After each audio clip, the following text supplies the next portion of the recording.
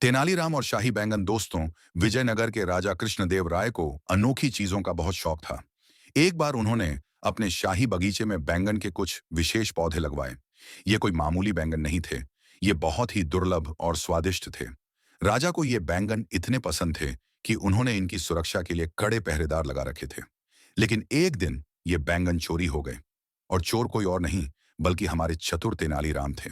आखिर उन्होंने ऐसा क्यों किया और वो पकड़े जाने से कैसे बचे?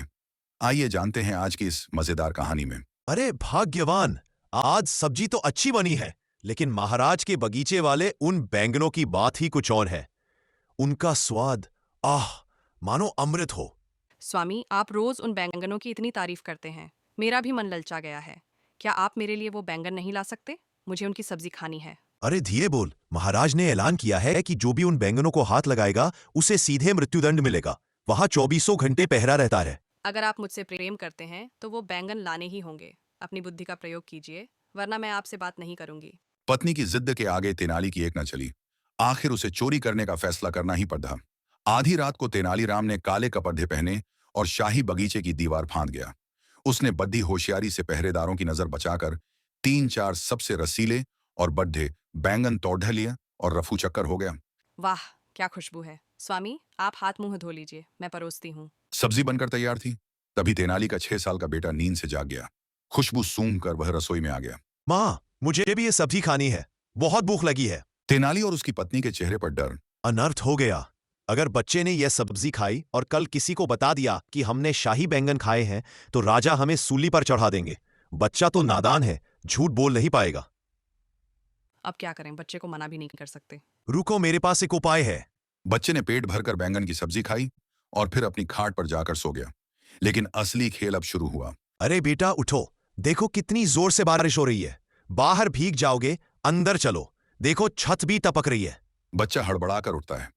उसके ऊपर पानी गिर रहा है, कपड़े गीले हैं। हाँ पिताजी, बहुत तेज बारिश है, मैं भीग गया। जल्दी कपड़े बदलो और सो जाओ। और बच्चा सो जाता है। इधर राजा को बैंगन चोरी का पता चलता है। हमारे बगीचे से बैंगन चोरी हुए हैं, और इतनी सफाई से चोरी सिर्फ एक ही आदमी कर सकता है।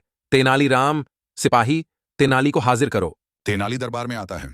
तेनाली, सच सच बताओ, क्या तुमने बैंगन चुराए हैं? नहीं महाराज, मैं तो कल रात घर पर ही था, गहरी नींद में सो रहा था। महाराज, इसके घर की तलाशी ली जाए और इसके बेटे से पूछा जाए। बच्चे झूठ नहीं बोलते। बेटा, डरो मत। बस इतना बताओ, क्या तुमने कल रात बैंगन की कोई खास सब्जी खाई थी? जी महाराज, पिताजी बैंगन लाए थे। माँ ने बहुत स्वादिष्ट सब्जी बनाई थी, मैंने पेट भर कर खाई। सभी दरबारी हंसने लगे। तेनाली फंस गया। देखा तेनाली, तुम्हारी चोरी पकड़ी गई। अब तुम्हें सजा मिलेगी। महाराज, बच्चा नादान है, इसे तो यह भी नहीं पता कि यह कब की बात कर रहा है। इससे पूछिए कि इसने सब्जी कब खाई थी। बेटा, बताओ तुमने सब्जी कब खाई थी? महाराज, कल रात को, जब बहुत तेज बारिश हो रही थी, बादल गरज रहे थे और मैं पानी में पूरा भीग गया था, तब मैंने सब्जी खाई थी। राजा और दरबारी हैरान होकर एक दूसरे को देखते हैं। बारिश? लेकिन कल रात तो आसमान बिल्कुल साफ था, एक बूंद भी पानी नहीं बरसा, सूखा पड़ा था। महाराज, लगता है बच्चे ने सपने में सब्जी खाई है और सपने में ही बारिश देखी है। हकीकत मुझे याद है, कल बारिश नहीं हुई थी। लगता है हम गलत थे।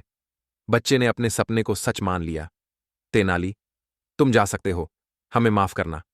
इस तरह तेनालीराम ने अपनी बुद्धि और नकली बारिश की चाल से न केवल अपनी और अपने परिवार की जान बचाई, बल्कि शाही बैंगनों का स्वाद भी छक लिया।